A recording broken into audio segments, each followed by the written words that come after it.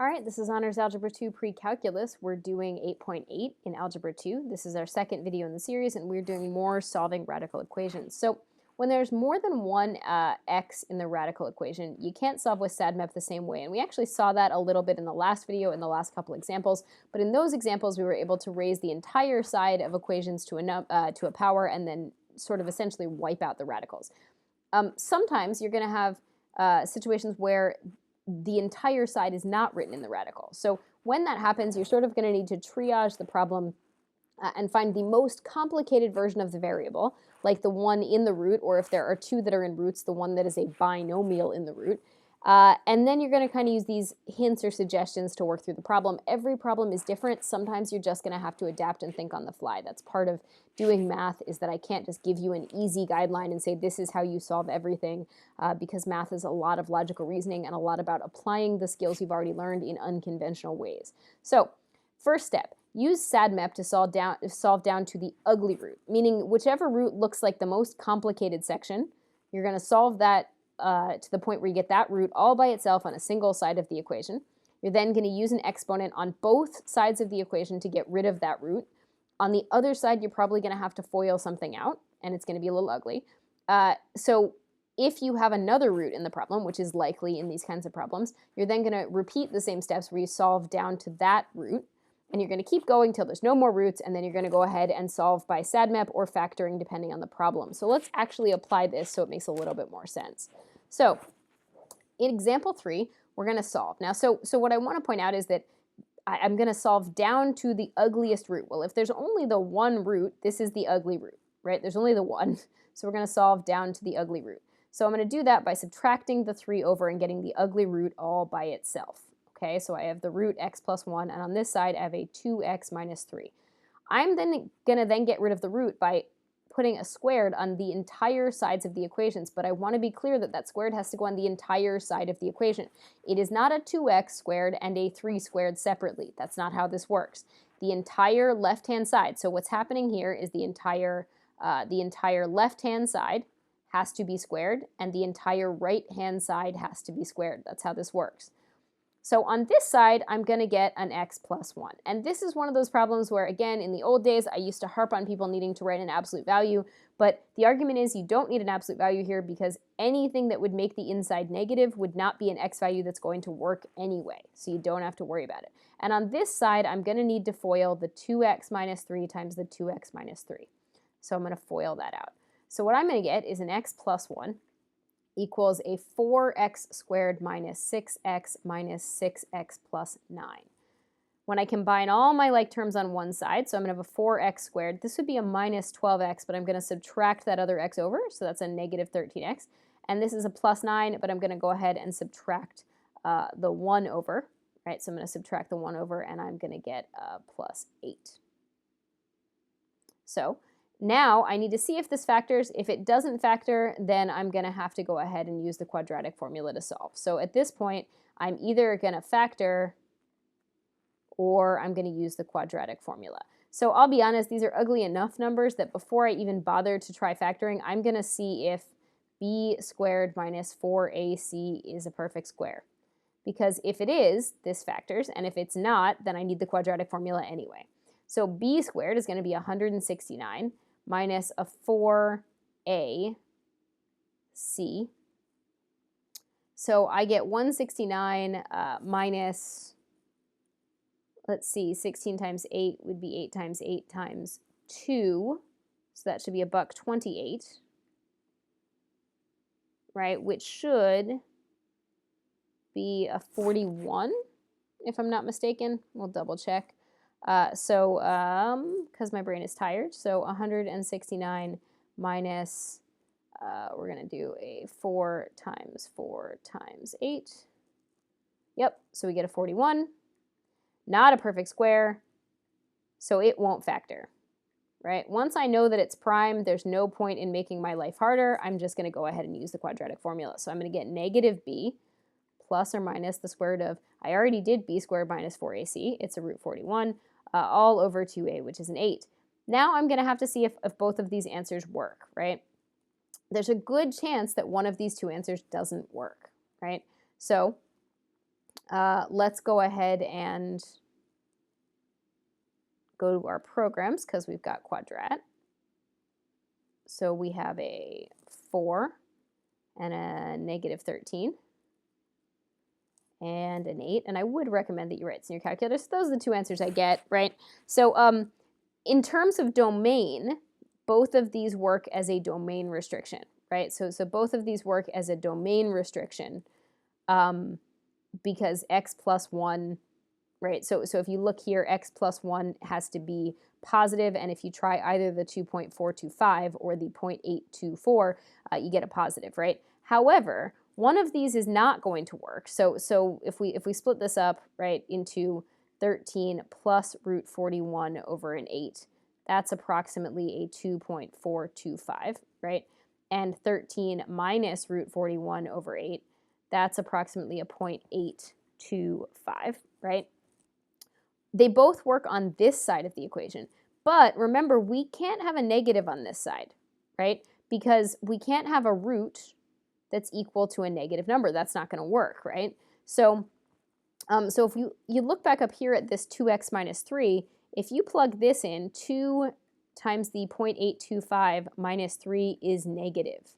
You can't have a root equal to a negative number, right? The output, so like you would get root of x plus 1 equals a negative, and that's always going to be a lie. So this answer doesn't work, right? As to whether the other one works in terms of plugging in to check your answer, you can certainly plug in to check your answer. It's absolutely fine to do so.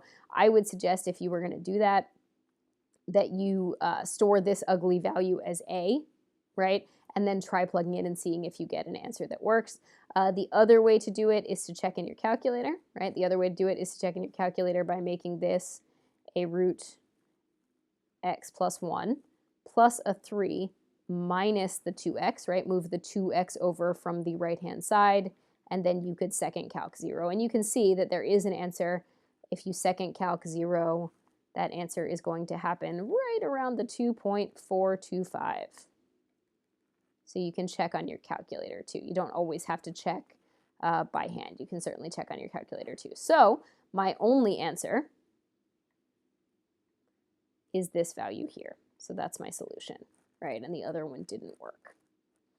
All right. All right, so go ahead and give P3 a try. It's the same basic concept as E3. I'm going to go ahead and get started. You can pause me if you want to do it without me. So you'll notice that we've already got this problem solved down to the ugly root, which is convenient, right? So what I'm going to do is I'm going to square both sides, the entire left-hand side and the entire right-hand side.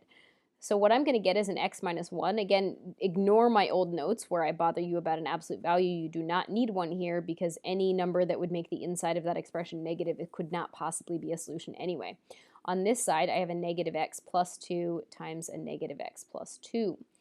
All right, so when I FOIL that side, I'm going to get an x squared minus a 2x minus another 2x plus a 4. When I move everybody to one side, I'm going to subtract this x over, and I'm going to add this 1. So I'm going to get 0 equals x squared minus 5x plus 5. So this is definitely prime, because the only two ways I can multiply to get 5 are 1 and 5 or 5 and 1. Those are the only options, and those are definitely not going to sum to a negative 5.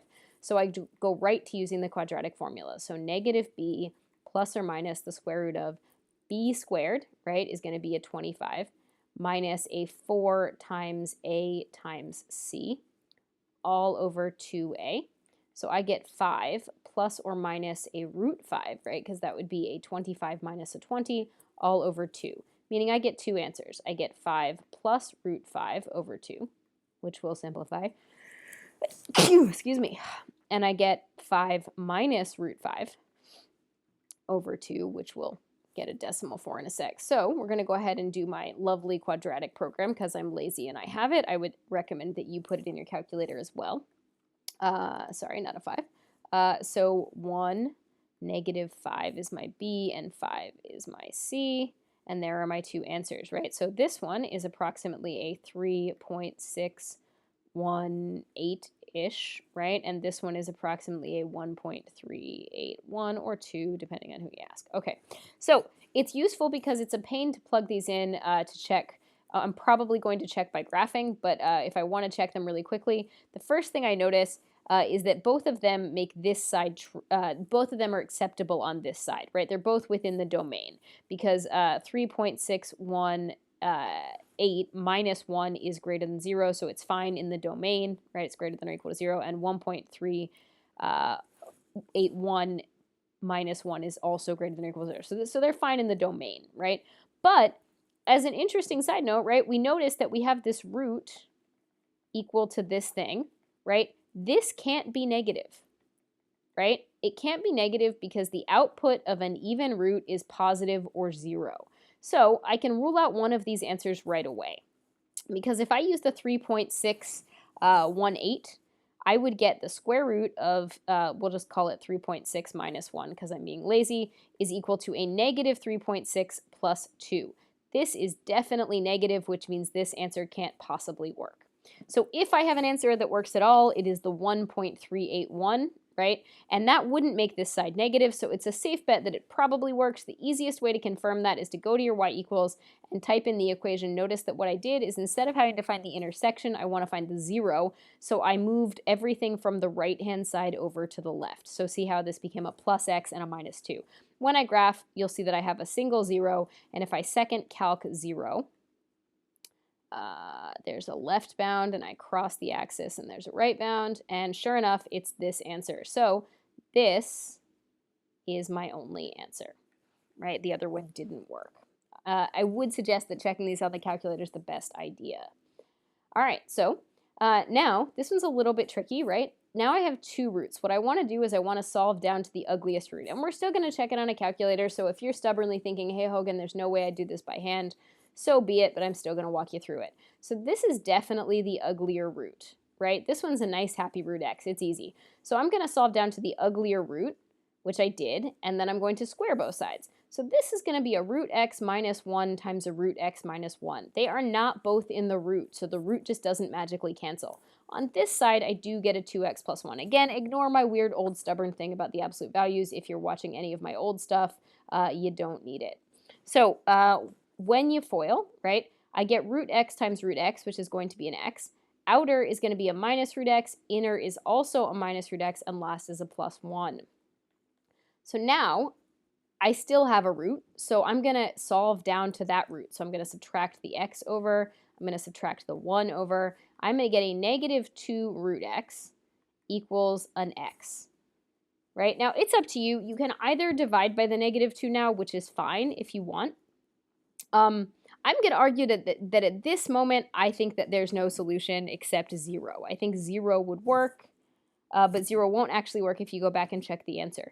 So if I tried to solve this, right, here's the reason I'm going to argue that the only answer that would possibly satisfy this equation, like just logically making a mental leap, is 0. We know this has to be non-negative, and this is a negative. Well, that would mean that I have a negative number times either 0, right? So negative times 0 would give me 0, so both sides, so x could be 0. Or I'd have a negative number times a positive, which would have to come out negative. But if x is negative, it can't go inside this even root. So no other number other than 0 could possibly work. And when I go up here and logically check, I get 0 minus 1, which is a negative 1, equals a positive 1, and that's a lie. So I think it's no solution. But we'll continue to follow through this just to see. So I could divide by the negative 2 if I want at this point. Honestly, I'm not going to because I think it's easier to square it here. If I square both sides now, I get a 4x equals an x squared. So when I move everything to one side to factor to solve, I get that this is either a 0 or a 4, right? So I get x is 0 or x is 4, and then I would check both answers, right? So if I check, right, so let's go ahead and check both answers. And these are nice, so you don't necessarily need a calculator to check, right? So if I check x is 0, I'm going to get 0 minus 1 equals root 1. Negative 1 equals 1, which is a lie. So that's not an answer. If I check x equals 4, I'm going to get root 4 minus 1 equals root 9. So 2 minus 1 is 3. 1 is 3. That's also a lie. Hey, there's no solution.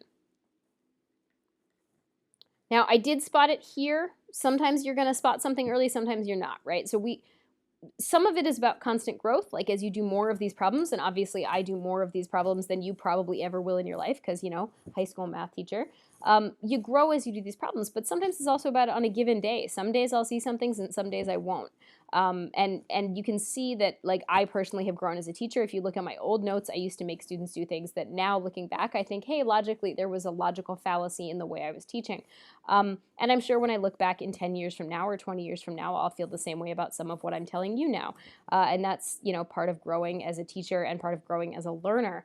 But also some of it's just on the given day, right? So if you saw at this moment, oh, hey, that's not going to pan out, great. If you didn't see it, and if you did see it, you'd need to communicate in some way, the same way that I did in this video, why I saw that.